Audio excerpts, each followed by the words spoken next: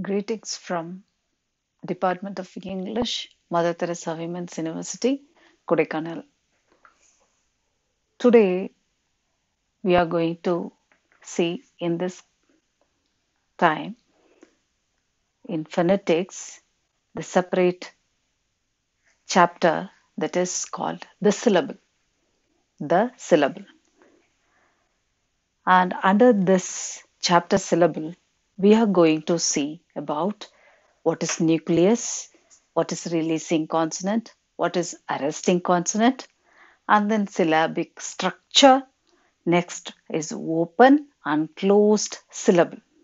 So these are the things we are going to learn today under this title, the syllable. So we will see what is syllable. A syllable is a minimum distinctive unit of a word. Minimum distinctive unit of a word is called syllable. So here each syllable is made up of speech sounds.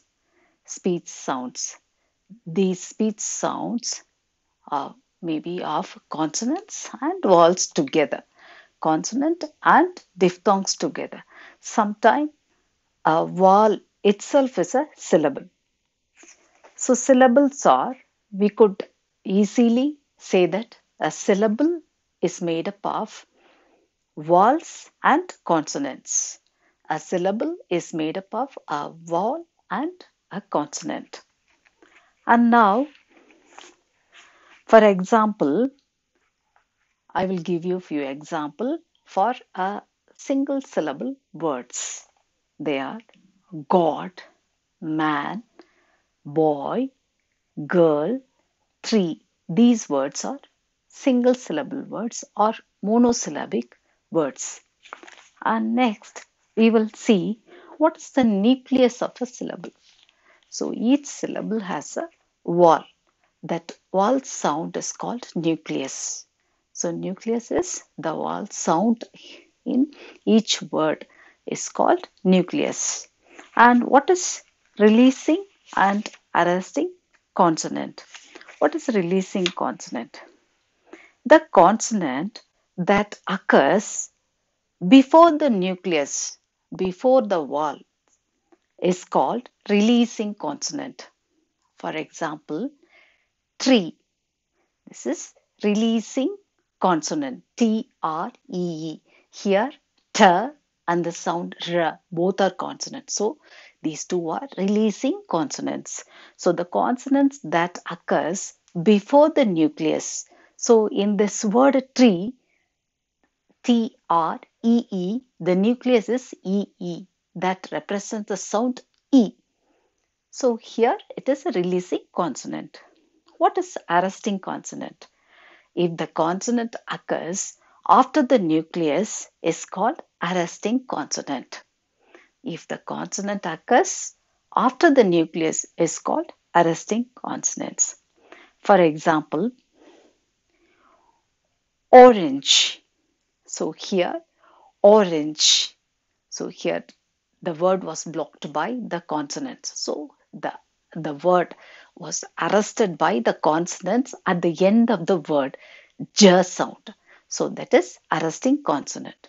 So we have seen that what is syllable and then what is nucleus and then what is releasing consonant and what is arresting consonant. Next we will move on to what is open and closed syllables. What is open and closed syllables? Syllable. Syllable ending in a vowel is called open syllable. Syllable ending in a vowel without any arresting consonant is called open syllable. For example, F-O-E, four, F-O-U-R, four.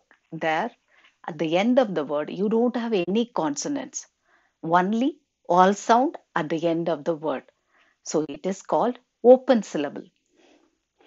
And then, so that is open syllable.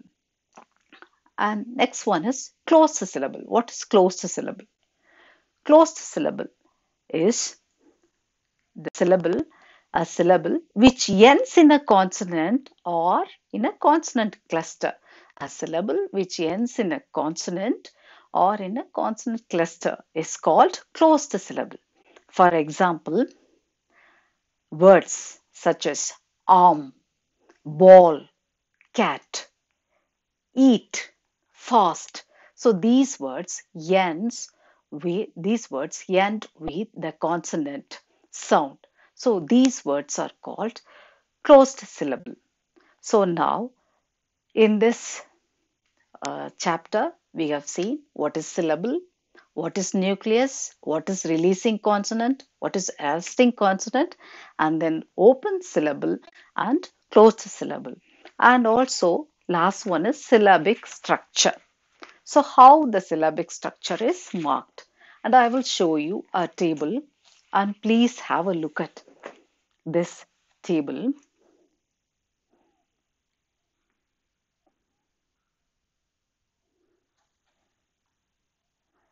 And here V, letter V represents vowel sound, while letter C represents consonant sounds. So if you come across vowel sound, you have to write V for vowel sound, C for consonant sounds. This is how you have to split the syllable. So here in this table, you have got so many structures of syllables, that is VCC, that means vowel and then consonant and consonant in the word ask. That is ask. A is vowel, sa and k.